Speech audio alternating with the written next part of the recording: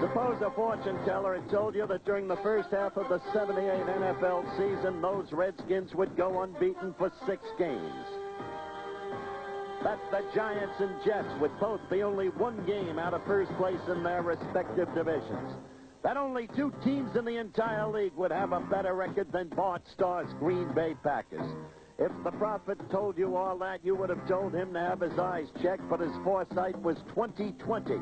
For the first half of the season has bounced around as crazily.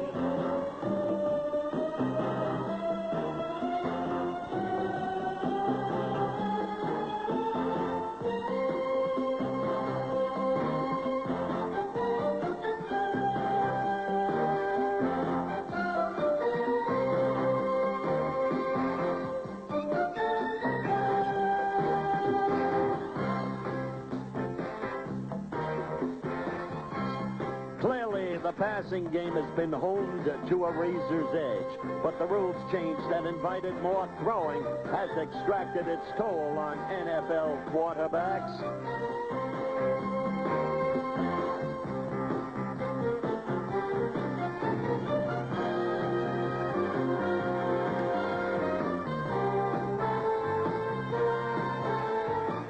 Despite the injuries, Terry Bradshaw told us last Monday night he thinks the quarterbacks are protected enough. His teammate Jack Lambert sarcastically suggested quarterbacks should wear dresses, but injuries have ruined several seasons. Kenny Anderson, the passing hand damaged before the season even began. The Bengals, as a result, 0-8. Bert Jones fell twice with shoulder injuries. The Colts 3 games behind the Pats. And controversy, a trademark of the first half of the season. It began with what the Chargers call the immaculate deception. The 3 fumbled forward Raiders for the winning touchdown against San Diego. You know, the officials have to make their decisions immediately. They don't have the advantage of slow-mo and instant replay. And so, in the Tampa Bay, Minnesota game, the officials ruled that that's football. Look at it again.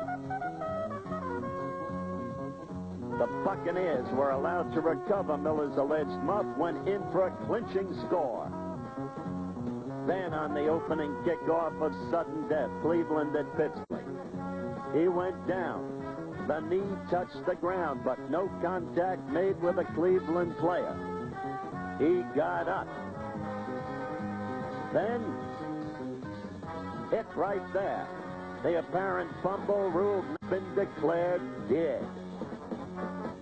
And then, this kind of play typifying the whole first half of the season. Spectacular in its nature. Keith Moody. Controversy a part of it, sure, but great plays, scrambled standings, missing quarterbacks, mayhem, vision races are the things to look forward to now. Some experts put Dallas in the Super Bowl before the season even began.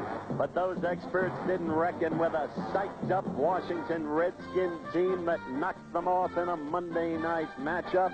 And the Redskins took a 2-game lead in the NFC East. It was a 9. Redskins were all over the place on defense. And with juiced-up offense, Washington, to the elation of its coach, Jack Pardee, ran up a 6-game win streak to start the season.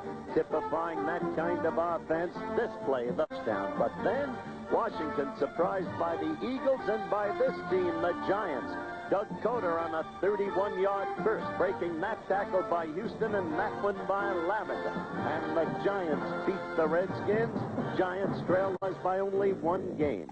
Packers, the most surprising team of all, led by quarterback Dave Whitehurst from Furman and wide receiver Jimmy Lofton, number 80, from Stanford. And so the Pack leads the NFC in scoring, and they lead the NFC in quarterback sacks, too. They've been doing it itself, came a cropper just last Sunday against the Vikes and Fran Tarkenton and that man Ahmed Rashad. The Tampa Bay Buccaneers, meanwhile, surprised the Vikes during the season, and the Tampa Bay Buccaneers are very much in their division. New York Jets, meantime, have been almost incredible in terms of surprise. They lost their brilliant young quarterback, Richard Todd. You'll see it right here. Ball popping out of his hands. But even when they lost Richard Todd, they had a quarterback, an unsung youngster wearing number 17, Matt Robinson. And with a passing arm like this and some clever play calling designed to meet the opponent on his own terms, the Jets are in the thick of things at 5-3. Miami's Don Shula has had his share of tough luck. Bob Greasy out before the season even began, but number 10, Don Strock, doing a good job. And Delvin Williams, the leading rusher in the league, doing sensational work as evidenced by this extraordinary run against the New York Jets. But even with Greasy back, the Dolphins ran into the red-hot New England Patriots, and New England beat Miami in a showdown for first place in the division for the 6th time in 8 weeks. The Pats didn't know if they would win or lose late in the game. 4 times they've won. That was Harris against Miami. Twice they have lost, once in a Monday night thriller when the team scored 41 points in the final quarter. The man of the moment, Joe Washington of the Colts, that Monday night.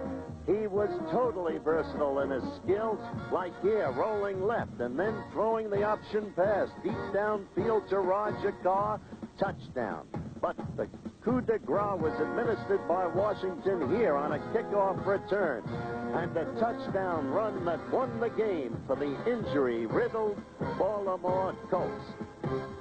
Colts didn't stop with that upset, however. On Upset Sunday, this past Sunday, they shocked the Denver Broncos. Tommy Jackson tipping the pass, Glenn Doughty picking it off, and the Colts hung on for a 7-6 victory. Oakland, having a tough time, fell to Seattle 27-7. Oakland and Denver now lead the AFC West by just 1 game over Seattle. But they've been upsettable all year, and John Madden is very upset with the Raiders' unsteady play. 2 teams that looked like they might not lose all year also went down. The Rams to the New Orleans Saints when Manning threw to Galbraith, who went down the sideline for the game-winning touchdown. And then the last time you looked at Earl Campbell on a Monday night, you saw this. Just last Monday, Campbell spurting for 3 touchdowns as Houston upset the Pittsburgh Steelers 24-17. So after 8 weeks of this extraordinary season, there are no longer any undefeated teams but Pittsburgh and Los Angeles. Los Angeles presently on top. So they're heading for a showdown, those 2 teams, a couple of weeks hence, right here on ABC. If the season holds true to form, it'll be a season that no one will want to miss. Game by game down the road. And the pivot game at this moment, LA against Pittsburgh.